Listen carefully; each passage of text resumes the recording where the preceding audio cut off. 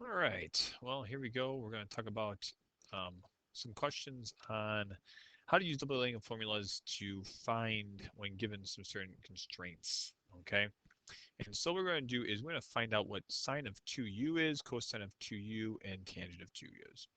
Now, to figure these out, the first thing is you're given a function, all right, or a trig ratio for an angle.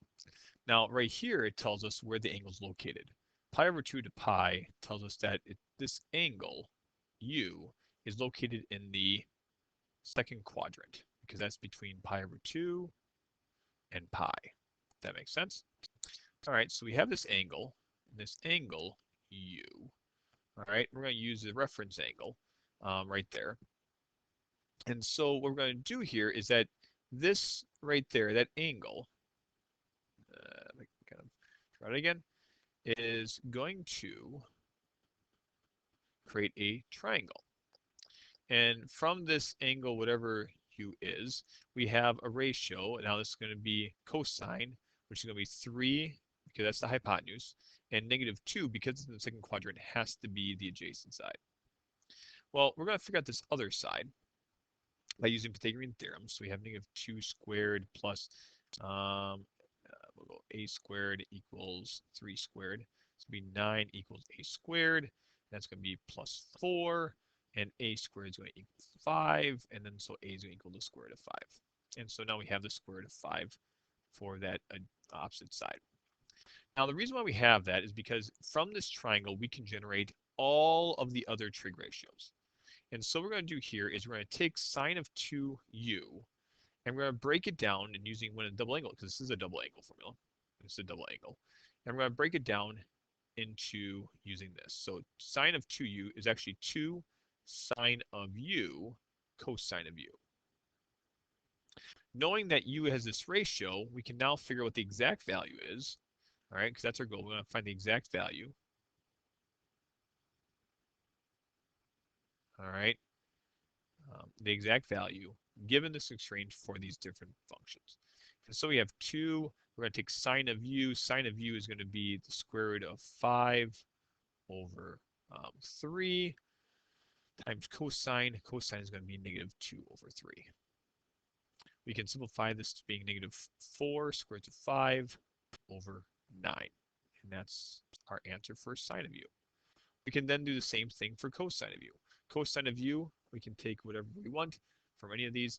I'm going to use this one because we are given cosine of u. So if we take 2 cosine squared of u minus 1, that would equal 2 times -2/3 squared minus 1, which would be, that's going to turn to positive, so it'd be 2 times 4/9 minus 1, and that's going to equal 8/9 minus 1, which we know is going to be -1/9.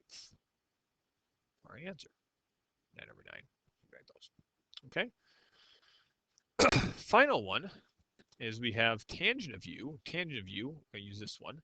So 2 tangent of u over 1 minus tangent squared of u. Well, tangent, what is the tangent going to be? Well, tangent is opposite over adjacent, so square root of 5 over -2 over 1 minus, all right, square root of 5 over -2, that quantity squared. And what we have then, these cancel out. We're left with negative square root of 5 over 1 minus 5 over 4, because the square negative will cancel out. And so then we're left with is -5, or square root of 5, over -1/4, which is really going to be 4 square roots of 5 as our answer. If I did all my math right. Okay, 4, yeah, -1/4, yep. That appears to be correct. All right, so key thing is when you're finding these, notice that they're double angles. Notice that we're given a ratio that's not a 2. So we can't just take 2 and multiply through.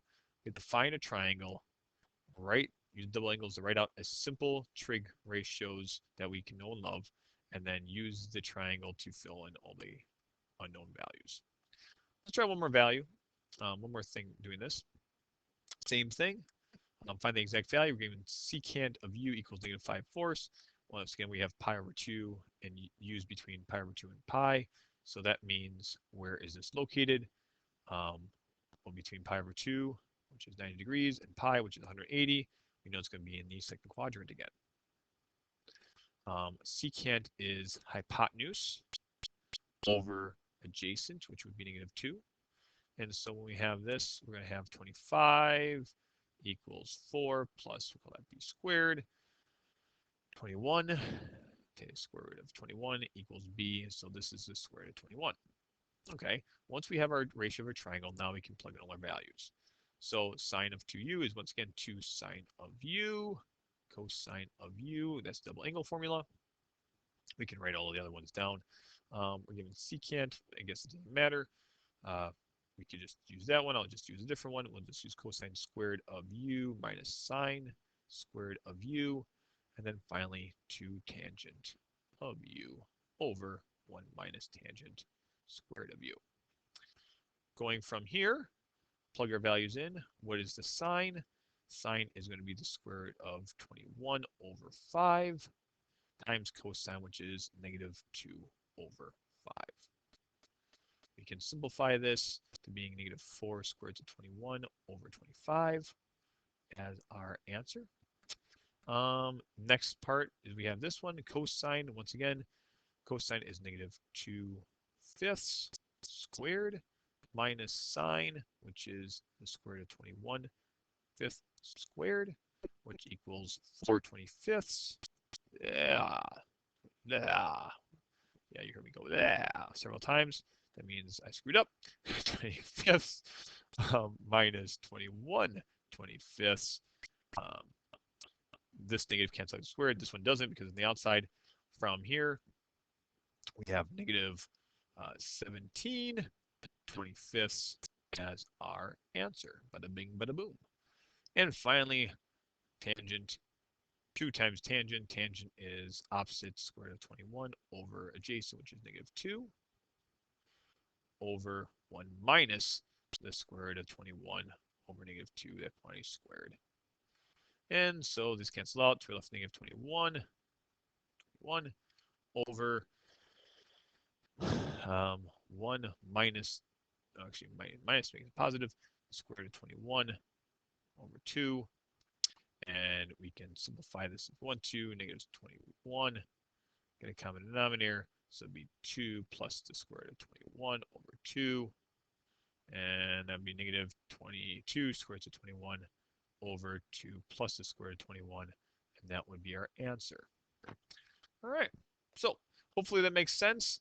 When you're given these different ones to figure out and given constraints, write a triangle. That's what trig is all about, triangles. Look at where it's going to be located, fill in the triangle with the correct ratios, use the Pythagorean theorem to find out the remaining side, and then solve. All right. Well, that should help you out with hopefully some quizzes and tests of how to apply the double angle formula to find exact values. So good luck and God bless on the rest of your problems.